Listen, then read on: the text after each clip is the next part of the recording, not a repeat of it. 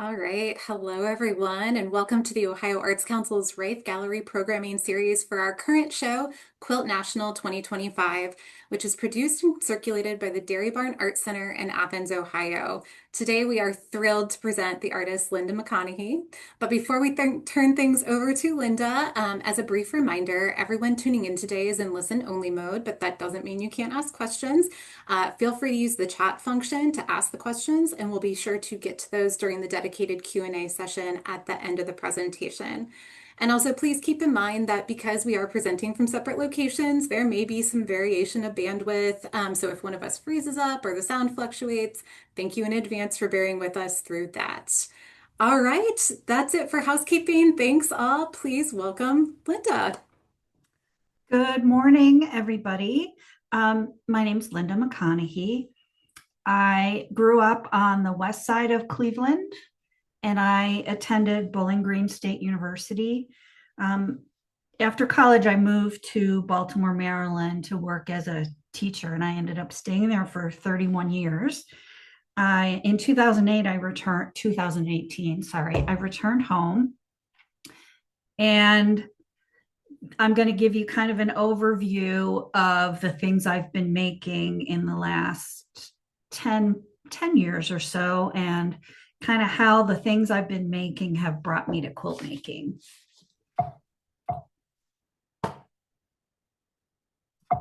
Uh-oh, come on, computer. There we go. Sorry about that. I love making things in general, and I tend to work in many media. I think maybe that has to do with the fact that I've been an art teacher for a long time, and we tend to jump around from one thing to another thing in the classroom. Quilt making has become a recent focus for me. Today, I'm going to tell you about work that has led me to some recent quilt making projects. I'm going to show you what I've been working on just now, and hopefully you'll be able to see some connections between quilt making and the other kinds of things that I do, because I think there are some threads that pull through all these different things together. A little bit about things that influence my work. Number one is probably my family. On the left is a picture of me and a childhood friend and my dad. My dad worked at American Greetings, and he was also a woodworker. My mom was an avid gardener, a quilt maker, and she worked in ceramics also. My sister is a fiber artist and a designer. And I grew up on the water. My parents had boats when I was growing up. And the picture on the right you can see is Huntington Beach, which is a place that my mom liked to visit. And you can look back to the east and you can see downtown Cleveland there. Water shows up in a lot of my work, I think, because I spent so much time on the water as a child. I'm really influenced, or my work is really influenced by nature, water, as well as the landscape. I really love investigating differences that occur in different places. The photograph on the left is a photograph from Deer Isle in Maine. And basically all of those pine trees and all of that moss and all of that lichen are growing out of a giant piece of granite, which I think is amazing. The picture on the right is my backyard, taken, I believe, last spring. I had planted a large native garden back there with a few hosta kind of in the front. So really things in the landscape and things that are specific to place are important to me and to my work, as is teaching. Although I left teaching about 8 years ago, I feel like I still look at things through a teacher's lens. I still find myself trying to break down big ideas and trying to make them clear to the viewer. I do switch media a lot, which I think is maybe a reflection of what I did in the classroom, or it could just be my short attention span. I'm not really sure. I also take from teaching a collaborative spirit. I like to take input from other people and let that kind of guide what I make. And you'll see that in some of the examples I'm going to show you. Some artistic influences. In about 2000 and gosh, I'm not sure, 17. I took a class at Haystack Mountain School of Craft, which is on Deer Island, Maine, with an artist named Lauren Fensterstock. And one of the artists she really introduced me to at that time was Robert Smithson. I know these two works don't look a lot like quilts, but there is a connection to quilts that we'll get to as I go on. Robert Smithson is known for his non-sites, which were sculptural installations that he created to bridge a gap that he found between specific outdoor locations and gallery spaces. He would collect materials from a specific location, often an industrial location, bring it into a gallery space and configure it in a new way, and also usually include maps, notes, and photos along with it. On the right, this is a piece by Lauren Fensterstock. She titled Holo Fusicon. And if you can see the shells that are in some of the cases, those are shells that she collected on a beach that was featured in a work by Robert Smithson earlier in his career. So she's kind of referencing the non-site here. She considers this piece to be a non-site. The title Holofusikon came from a museum in London that held the collection of someone named Sir Ashton Lever. He was a collector of all kinds of natural oddities, and he created the term Holofusikon. It's really a nonsense word, but it means the whole of nature. So it has to do with collecting natural things and then showing them in a new or a different context. So from that experience, I started to create my own version of a non-site. Here's the first one I made. It's kind of a pocket version of a non-site. I made it in a small reclaimed, I believe it was a tackle box. It's pretty tiny. And I collected things from Deer Isle that to me were associated with that place. One of the compartments holds a lot of crumbled granite. As I told you, that island is basically a giant lump of granite. The floor of the island and at the shore is covered in granite boulders. Everything is covered in moss and lichen and different kinds of seaweed. And I tried to sort of condense what I felt were the really most beautiful and significant parts of that place and put them into this small little box that I could take with me. I also created a series of paintings based on that location and bound them into a book. And then that became sort of an add-on to that box. I continued with the idea of non-sites. And I learned how to work with wood. My father was a woodworker, and that was one thing that I kind of regret that I never learned from him. So there's this great place in Baltimore called Open Works, and I took some classes there and learned about wood and how to create things with wood. This is another box that I made after visiting a place on the Gulf Coast named Grayton Beach. I also lived in Florida for a year while I was in graduate school and was very close to the Gulf, and that was an important time for me. The things that the natural elements that I was really kind of taken with from there are how different the pine trees are. They do a lot of controlled burns there, and in different times of year, the scent of smoke is in the air from the burning off of the floor of the forest. And so I collected some of those really, really long pine needles that grow on they're called longleaf pines. The sand on the beach there is incredibly white and bright. The water is crystal clear.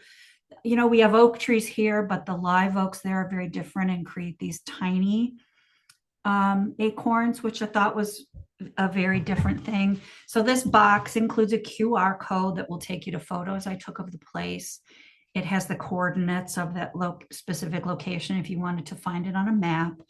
And then it's got the book of book of paintings that this time I've sort of incorporated into the box. One more non-site, a small one, is one that I made to kind of commemorate my house in Baltimore. I lived in a house that was built in the 1930s, and It had for being in Baltimore City, had quite a large yard.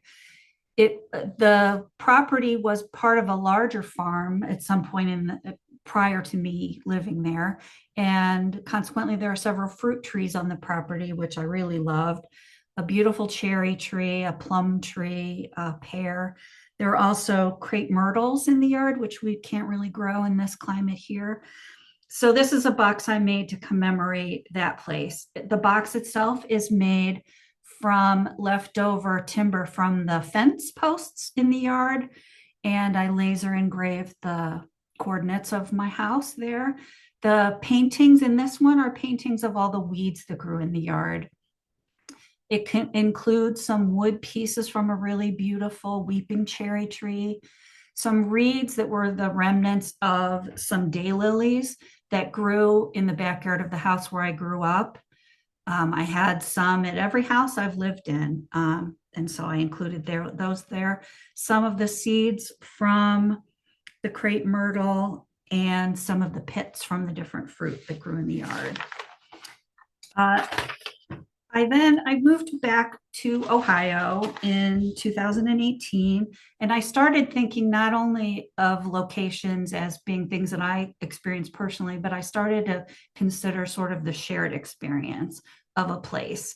Huntington Beach is a really popular beach in Bay Village, Ohio, and it's a place my mom liked to go and visit. I would drive her there. So this particular one took a bigger size. I made this kind of pedestal with drawers. And Huntington Beach, what I really remember about it and like about it is there is a group of cottonwood trees on the beach. And there was one very large cottonwood tree growing right at the edge of the water. Around the time that I made this, that cottonwood tree was cut down and removed. So I was sort of commemorating that cottonwood tree and the reasons people go to the beach there. A lot of time it's to collect glass that's washed up, to look at and collect stones. I'm really taken by all of the black walnuts and other nuts that wash up on the shore and end up with this incredibly beautiful patina. So I was still going in that direction when I moved home in 2018. But then, as you know, COVID happened. It was not too long after I had moved home. And I was still thinking about the idea of shared experience. And I promise we're getting closer to how I got into quilt making now. I read a book at that time called The Book of Delights by Ross Gay, and that really hit me as something that would make a wonderful collaborative project. So I used a COVID check or two to send out invitations to, I think, about 70 people all over the world, actually, and ask them to record for me in handwriting something that they considered to be an everyday delight. And I included little slips of paper for them to write them on. I asked each person to tell me a little bit about themselves, could be their name, could be anything about them that they'd want to include. And I sent them out. I ended up with about 100 of them back. Here are some of the ones I got back. And at this point, I really didn't have an idea what I was going to do with them. I didn't know what kind of response I would get, but I knew I wanted to take these and visually represent them somehow, but I wasn't quite sure how I was going to come up with that. You can see they vary quite a bit. So what I ended up coming up with is something that I titled A Modern Apothecary, Cabinet of Delights. And you can see the Book of Delights by Ross Gay is featured prominently in the cabinet. I tried to include as many things as I could that related to the delights people shared with me. Some of the delights people shared had to do with the scent of something, like clean laundry, a fresh cup of coffee, sawdust in a woodworking shop, things like that. Things like tastes, the taste of whiskey, cinnamon, fresh bread. So there are things related to each of those. There's some whiskey, there's some maple syrup, coffee beans, laundry detergent, cinnamon. I think there's some yeast. I'm not sure about a couple of the other ones at the moment, but there were lots of things. Also, things related to activities. things like bird watching, identifying, looking at clouds, drawing, keeping a sketchbook, getting up early to watch the sunrise. This became one of my favorite projects, but I was really stuck because I wanted ways to show all of the little handwritten texts and I couldn't fit them in the cabinet. So I had to think of a way to do it. And I did know how to make quilts. My mother had taught me how to do that when I was young, much younger. And I had made quilts from time to time, mostly as gifts for people.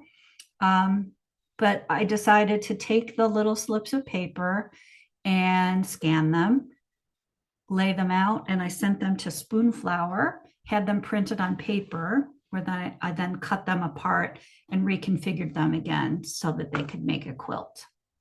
And you can see a few of those there. So this is one way that I could display the cabinet with the quilt behind it. This also showed me that you can see that I did all the quilting by hand. And it turned out that this was a really great activity for me to do with my mom. I was caring for her at the time. I had moved in with her. And I could sit in the evenings and work on the hand quilting while I was sitting with her as she watched TV or did whatever she was going to do. So this became something I wanted to spend more time doing. It was like the perfect artistic thing for me to be doing at that time. So I made a quilt for my mom in her TV room. She had this painting that my sister had given her, and I decided I would make a quilt that would sort of play off of that painting. And that was one of the first ones I had done. And COVID brought us Zoom, which I really loved, and was able to take online classes. This was something new to me, but it made a world of difference. I started to study with Maria Schell, who's a quilt maker who works improvisationally. She considers herself to be a piecer in that she works with bits. And as you can see, she makes prints out of solids and creates work with just so much going on. So I started to study with her and really tried to embrace the wonkiness, which is something I got from her. I love how colorful and modern and how much information was in each piece. This is the first piece I made with her, probably not terribly successful, but it was a good starting point. Through this process, I learned about how to make things fit together so you would have clean edges, things that I've learned to do differently now. Like right here, that's a bit of a little issue with that little bit of beige peeking through there, or this little bit of black here. I've learned ways to make little things like that have a little bit better shape and outcome. So this is what it looked like before quilting it. Because I was not that crazy about how it turned out, I ended up turning this into a jacket. And here's my niece, Libby, wearing that jacket. I continued with quilt making. This one is in the back of my studio right now, hanging up. I really got to love working with solids. This was kind of new to me, figuring out ways to work with color. The work I was doing with the boxes, everything was pretty much brown in those boxes. The color would come through the paintings, and it was usually pretty limited to like cool colors, not real high contrast. That's how my work tended to be. But with quilt making, I could go crazy with contrast and experimenting with kind of dull colors with really intense colors. This is one that I made around the same time where I was really focusing on the wonkiness, taking half square triangles and intentionally skewing them so that I would need to go back and insert little bits of fabric to make them fit. And I used those little bits of fabric, I used red generally, to help unify the quilt. As I continued, I started thinking about quilts as kind of a way to be a non-site. I think about this one as kind of a non-site representing my studio. It's got all the little relics from past quilts. You probably recognize some of the colors. The little tiny bits that would fall on the floor, I sorted and reorganized them and turned them into a representation of something that turned out to be something kind of totally different. I started to combine my interest in the natural world, like you'd see in the non-site boxes I created.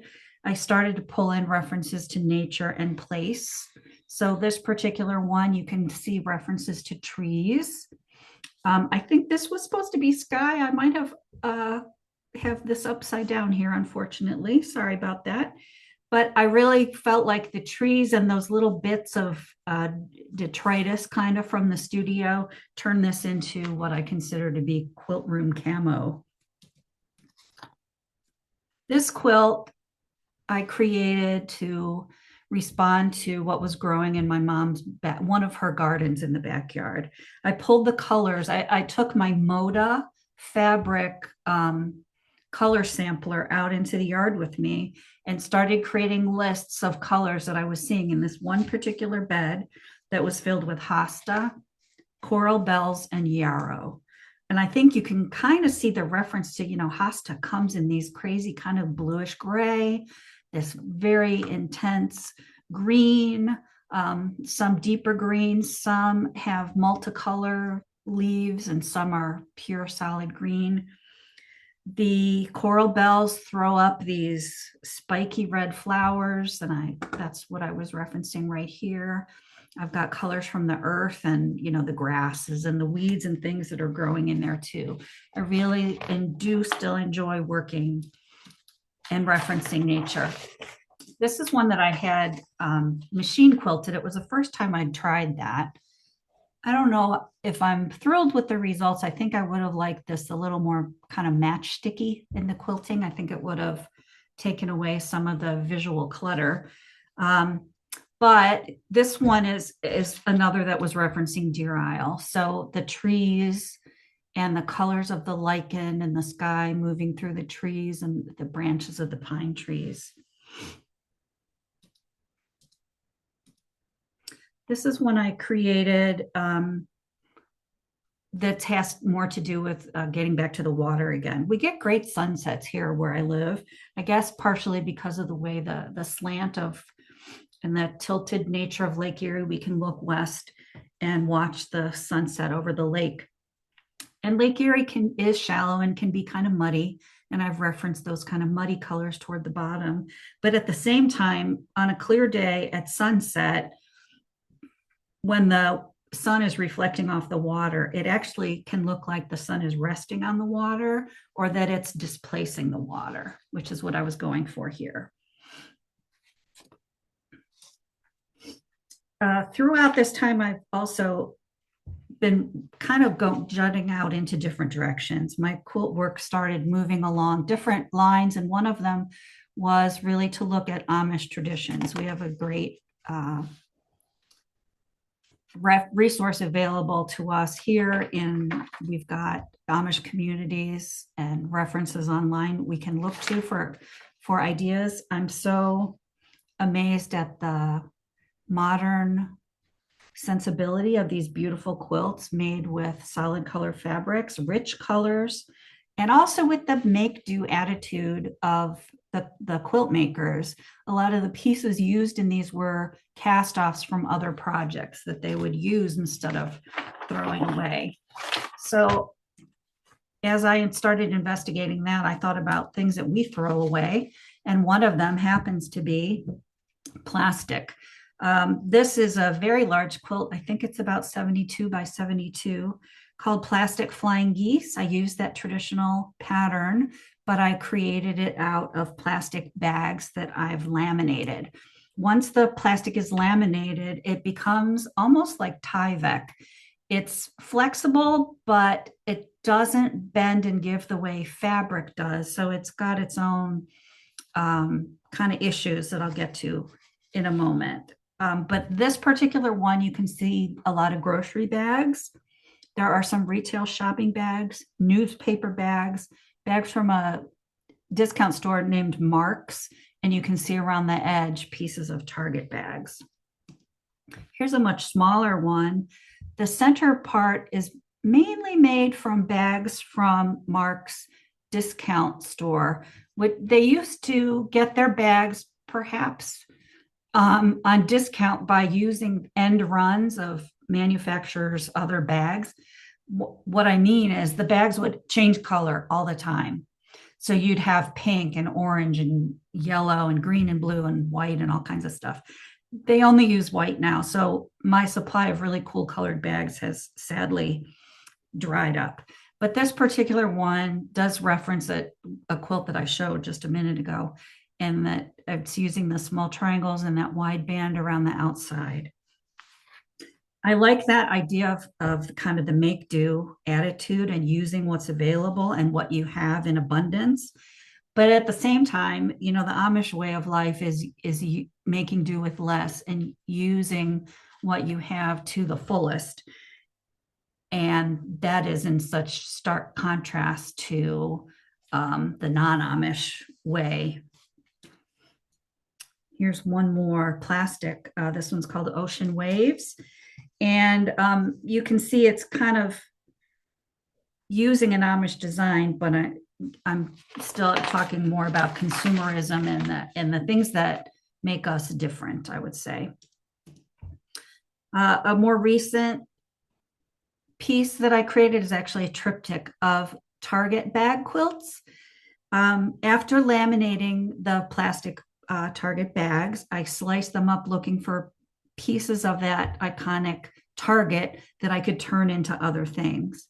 The issue with doing this is that plastic tends to distort when you laminate it, so it can get a little tricky.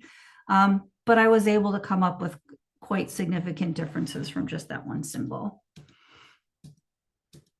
I've also tried playing around with being improvisational with plastic.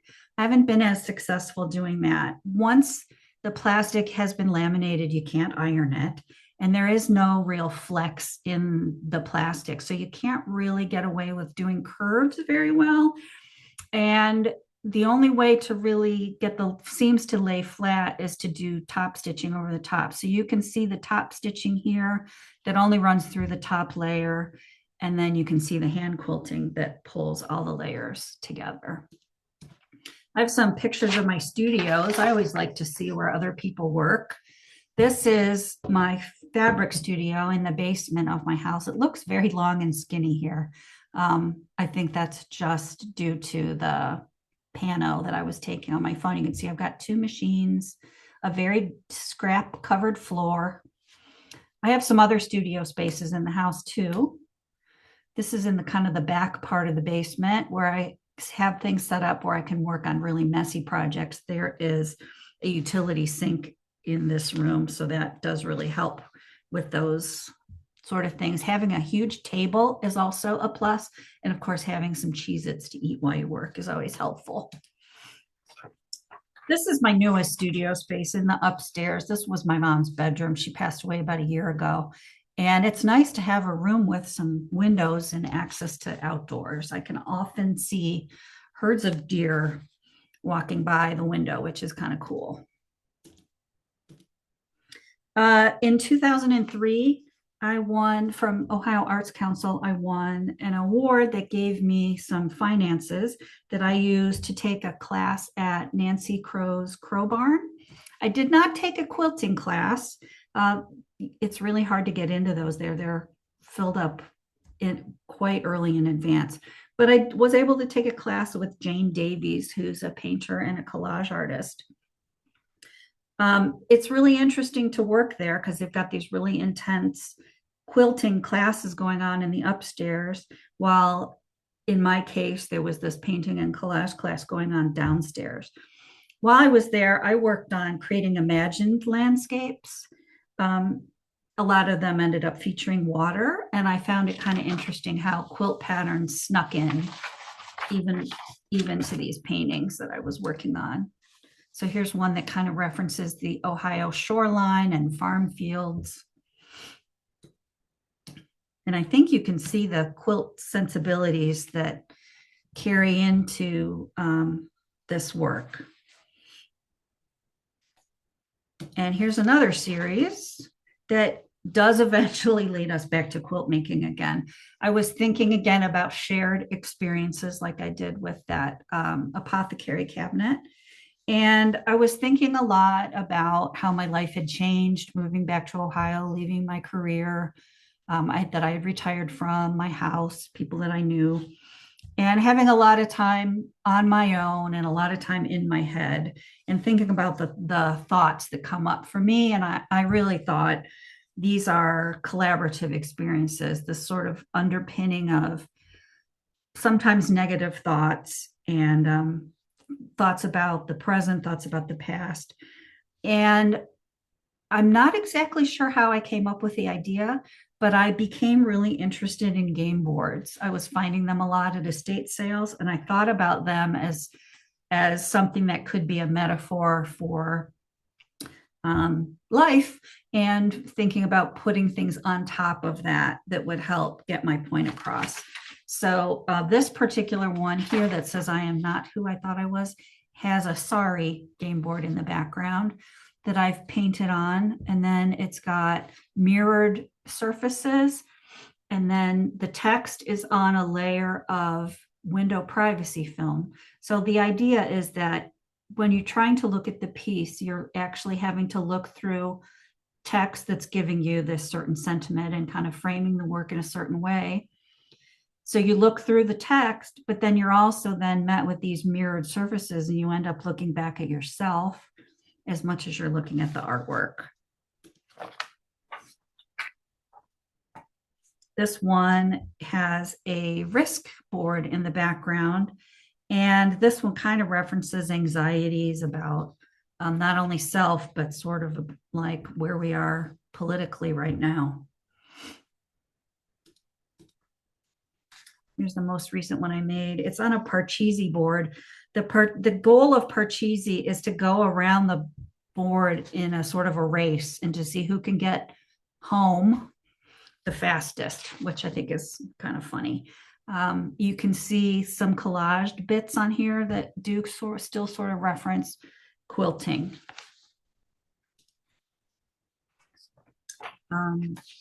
This is something this is the first piece in a series that I'm working on now that still taking that idea of this inner dialogue, but putting it into kind of a new context. What I've done is I've taken pages of Dale Carnegie's books that I found secondhand, and I treated it like blackout poetry. Blackout poetry is something that artists and writers use where the objective is to cover a majority of the text to kind of uncover a different narrative.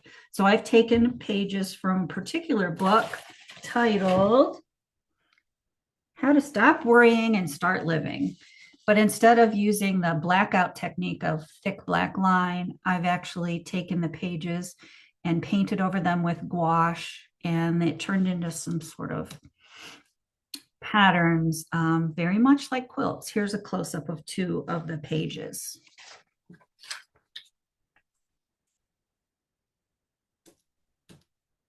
And the final piece I want to share is something that I just recently completed that combines ideas from those word frames that I talked about here earlier. That's what I refer to, the pieces that have the layers with the text and the reflective objects and the game boards. I call those word frames.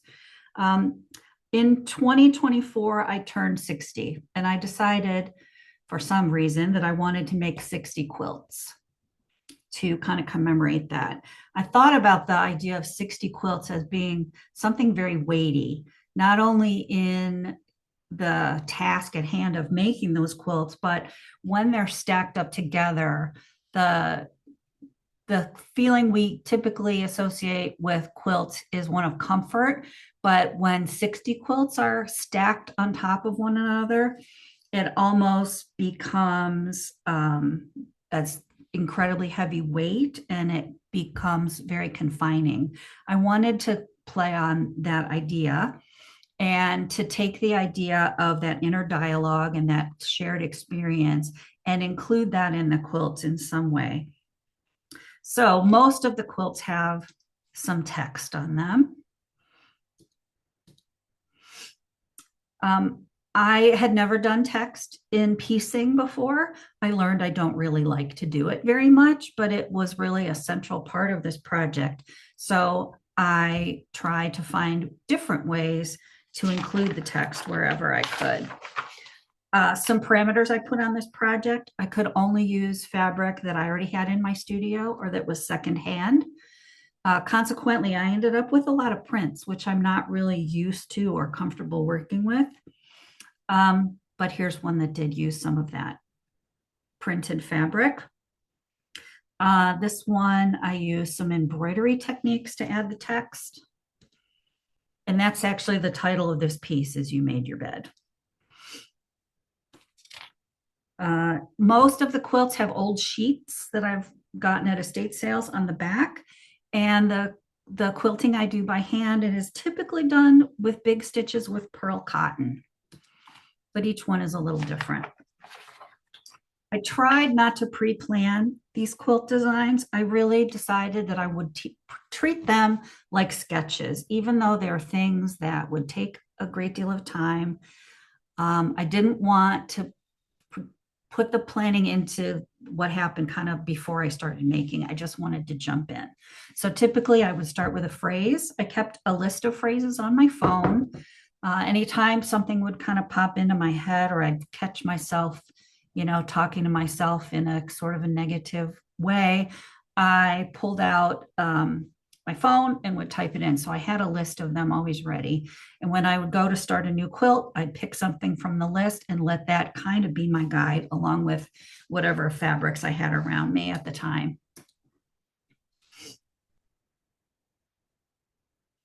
I kept the quilting pretty simple for time. I gave myself in the beginning 5 days per quilt, but a lot of things happened during this year that I was doing this. A tree fell on the house and destroyed the garage. My mother became incapacitated and subsequently passed away. So there were a lot of things that went into this year.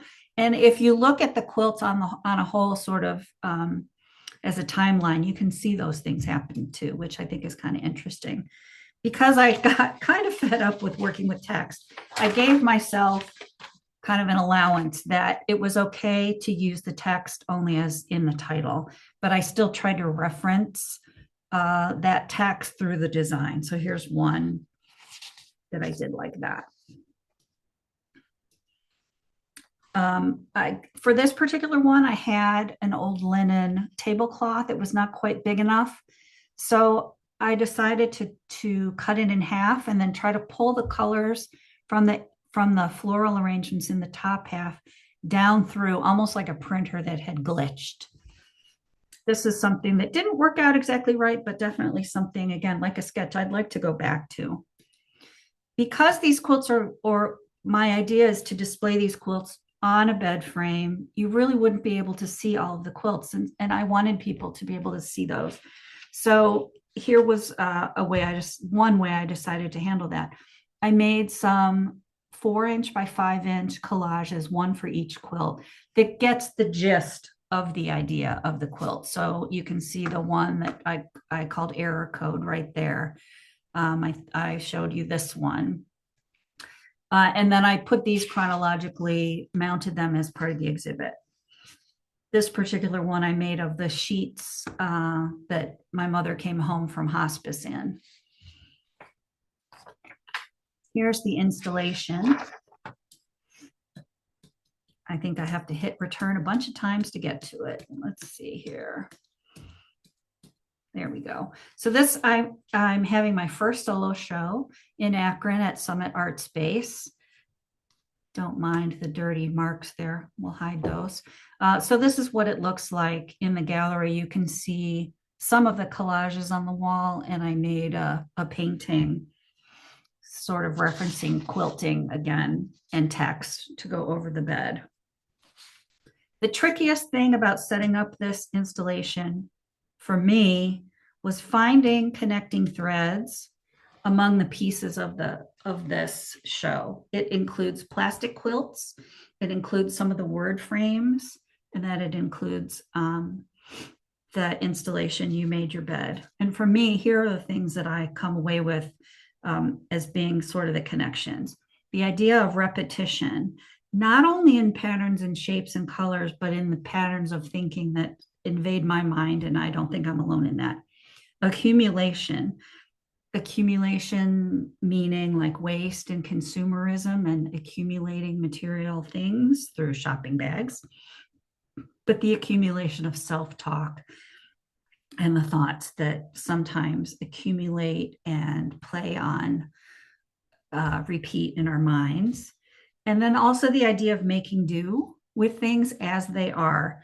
Things may not always be what they seem to be until you kind of get up close and look carefully at things. I think for these quilts, for example, I'm not sure you would know they were plastic until you got right up on them. And I think that's true of other work in the show.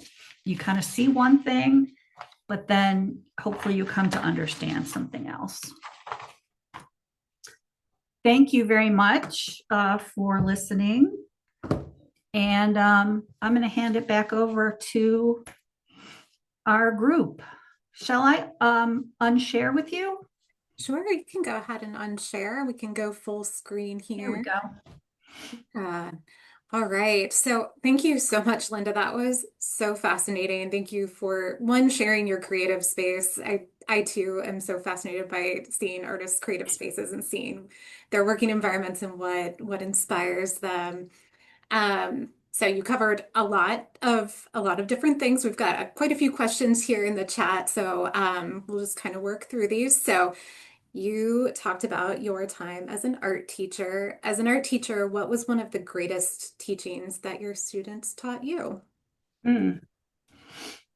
Um, I think having learning how to use art as a voice is something that I learned from students and that I tried to practice with students as often as I could. So whatever ideas art isn't always about making something that's just visually interesting to look at. I think there can be more to it. And even young kids can understand that and have a lot of things to say and a lot of ideas that they want to share. And I think that was my biggest takeaway from teaching.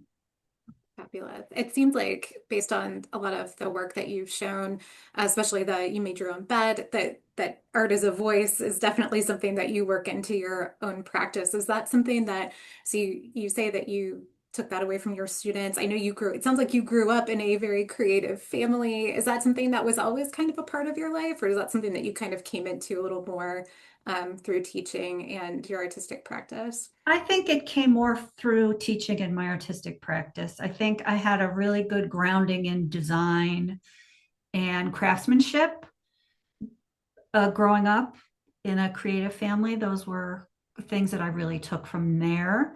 And I would say the other aspects came later.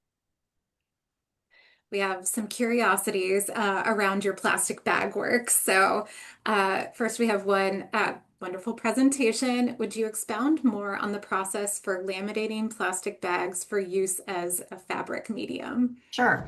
So I use an old iron to do it, and I use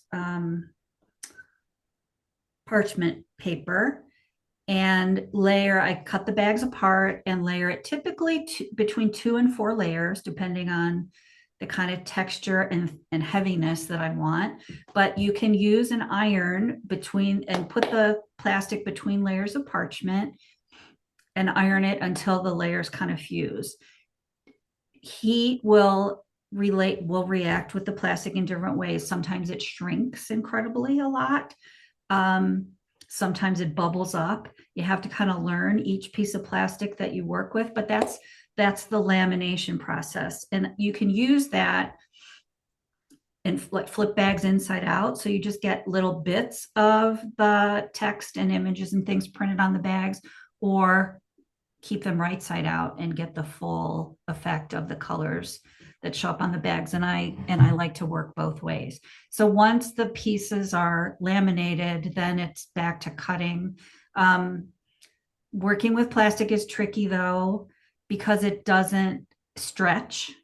It's very pliable, but there's no stretchiness to it at all. So it's kind of like what you get is what you get. It is what it is. And you have to use that to your advantage. So lines have to be generally straight, pieces have to be kind of straight.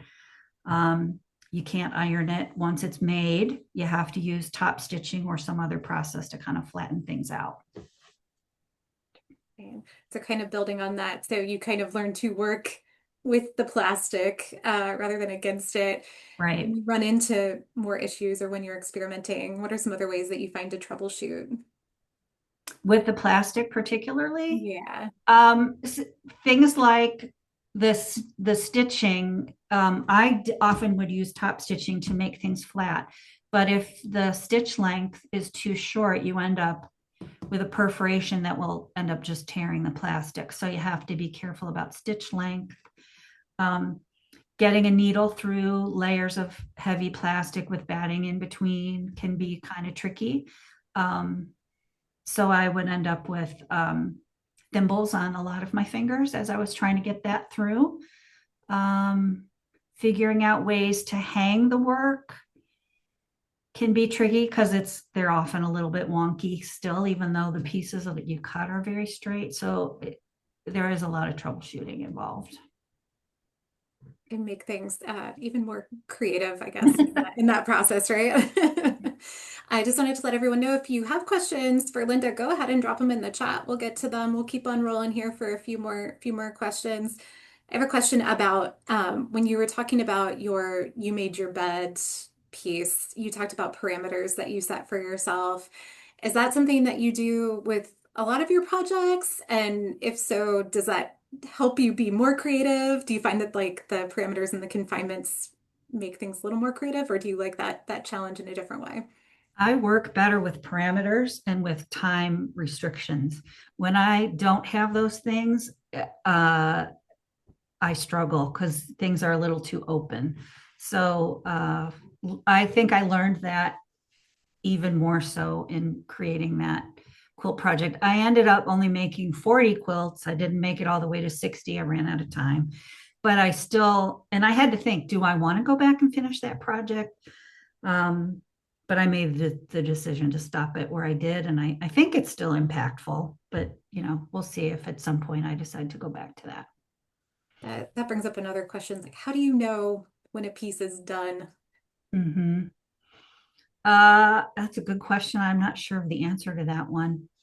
I think, I will put things up on my wall and kind of stand back and leave them for a while and Hmm. come back and then sometimes make a decision about whether it's finished or not. That often helps. Yeah. There's something kind of beautiful too in the way that you've talked about never quite knowing, maybe I'll go back to this or maybe I won't. Like leaving it open-ended like that is there's something kind of special about that too. Mm-hmm. Yeah. Let's see, what else do we have here? What advice would you give to young quilters that you wish someone told you when you started? Oh, there's so many classes you can take online now. We were talking before we started today. I think this is one of the good things that came out of COVID is Zoom workshops, Zoom artist talks. You can learn so much without leaving your house now, and I would say take advantage of as much of that as you can. All right. And finally, we have one more question, and this might be the most important question for your studio Cheez-Its. What's your favorite flavor? I like the extra dark ones. Oh, I don't think I've had those. Okay. Oh, just like the extra like more burnt ones from the Yes, okay. yes, and they sell those separate now. So yeah, They do? Oh, fun fact. That's a really important takeaway from yeah. this. I'm glad I could help with your snacking needs. Yes. You know what? It's fuel for that creative process. Super important, right? Yeah. All right. Well, I don't think we have any other questions. Is there anything that you missed that you wanted to go back and make sure you said, or anything else that you wanted to share before we head out for the day, Linda? The show at Summit Art Space, the grand opening is on March 12th, and it'll be open.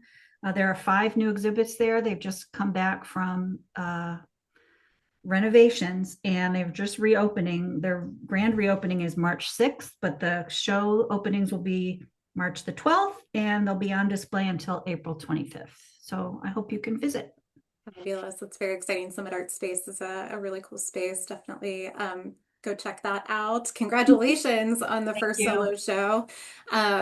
Hopefully there are more to come. Thank you. Thank you again, Linda. This was fabulous, fascinating. Thank you to everyone for tuning in and joining us for this artist talk by Linda McConaughy as part of our programming for Quilt National 2025, the best in contemporary quilts. I'd also like to give a special thank you to the Ohio Arts Council Board, the Ohio Legislature, and the governor who support the OAC in this great space, and of course, Ohio artists. So thank you so much, everyone. We'll see you next time. Thank you.